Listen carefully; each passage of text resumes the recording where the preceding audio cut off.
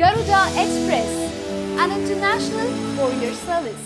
ఎన్టీఆర్, ఏఎన్ఆర్, కృష్ణ, కృష్ణంరాజు ఇలా సీనియర్ హీరోలు అందరితో కలిసి నటించిన సీనియర్ ఆర్టిస్ట్ నరసింహారాజు. ఒక దశలో ఎన్టీఆర్ కూడా నరసింహారాజు సినిమా ఉంది, ఆ సినిమా అయ్యాకే రిలీజ్ చేద్దాం అనేవారట. అలాంటి స్టార్ పతనానికి ఉడుకు రక్తంతో మాట్లాడిన మాటలు పాతాళానికి తీసుకువెళ్ళిపోయాయి. అసలు ఏం జరిగిందంటే, నరసింహారాజు తణుకులో 1951లో పుట్టారు. నరసింహారాజు తండ్రి తన కొడుకును ఎలాగైనా స్టార్ని చేయాలని కోరిక.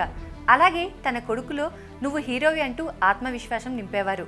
19 ఏళ్ల వయసులో నరసింహారాజును హీరోలా తయారు చేసి కొన్ని ఫోటోలు తీసి కొంతమంది నిర్మాతలకు పంపించారట నరసింహారాజు తండ్రి. ఆ ఫోటోలు చూసి స్క్రీన్ టెస్ట్ చేయకుండానే ప్రజానాయకుడు సినిమాలో అవకాశం ఇచ్చారట మధుసూదన్ రావు. అయితే సినిమాల్లో నటించడం కొత్త కావడం వల్ల టేకుల మీద టేకులు తీసుకునేవారట. దీంతో నరసింహారాజుతో కాదనుకొని ఆ పాత్రను చంద్రమోహన్తో చేయించారట.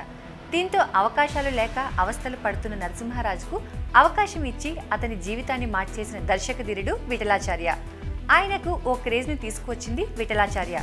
అదృష్టం కొద్దీ అన్ని సినిమాలు సూపర్ హిట్ అయ్యాయి. రోజుకు 3-4 సినిమాలు చేసేంత బిజీ అయిపోయాడు నరసింహారాజు. కృష్ణ, కృష్ణంరాజులతో సమానంగా రెమ్యునరేషన్ తీసుకునేవాడట. అలాంటి టైంలో దివిసీమలో వరద రావడంతో ఎన్టీఆర్, ఏఎన్ఆర్ ఊరూరా తిరిగి డబ్బులు కలెక్ట్ చేస్తున్నారు.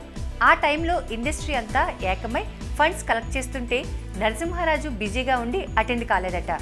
మీరు ఎందుకు సినీ తారలతో పాటు ఫండ్స్ కలెక్ట్ చేయడానికి వెళ్ళలేదు అని మీడియా అడిగిన ప్రశ్నకు నరసింహారాజు ఊరూరా తిరిగి కలెక్ట్ చేసే బదులు హీరోలు తమ దగ్గర ఉన్న డబ్బులు ఇవ్వచ్చుగా, అలా ఎందుకు చేయడం లేదు అని ప్రశ్నించాడట.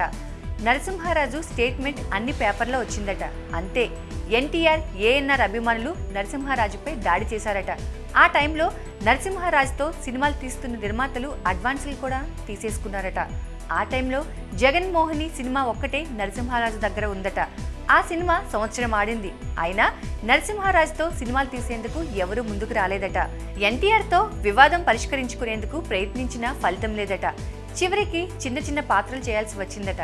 అయినా కుటుంబ అవసరాలకు తగ్గట్టుగా అవకాశాలు రాకపోవడంతో నానా బాధలు పడ్డాడట. ఆవేశంతో అన్న మాటలు స్టార్ని నడి రోడ్డు మీదకి తీసుకువచ్చేసింది. అయితే టీవీ ఇండస్ట్రీ వల్ల నరసింహారాజు ఆర్థిక పరిస్థితి కాస్త పర్వాలేదనిపించింది. అందుకే ఆవేశంతో కాదు, ఆలోచించి మాట్లాడాలి అని చెబుతుంటారు మన పెద్దలు.